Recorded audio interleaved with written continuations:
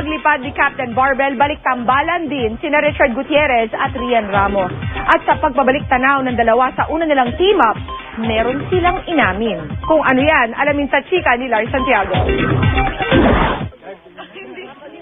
Bumagay kay Richard Gutierrez ang kanyang pagpayat. Sinadya niya raw ito bilang paghahanda sa Captain Barbel dahil alam niyang isa ito sa pinakamalaking project ng GMA para sa 2011. I had to do my part and, recreate myself a little bit. So, yun, medyo napasabak sa training at maraming martial arts.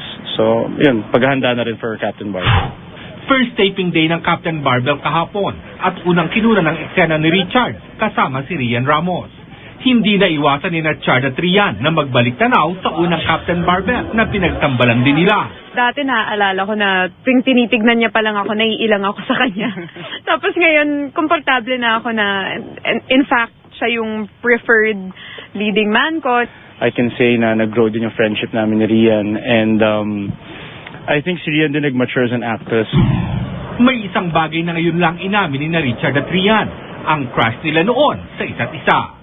Sino namang hindi? Nung nakita natin yung commercial niya before, di ba? Na talagang, wow, sino yan? Alam niya yun. Kasi before, yung mga friends ko sa school, may parang maliit ako na barkada na puro girls na kami-kami yung mga may gusto sa isang guy. And then, may malaking-malaking picture siya dun sa Alabang. So, ting nasa mall kami, tinitignan namin yung gwapo niya, no? Gwapo. Lars Santiago, updated sa Showbiz Happening.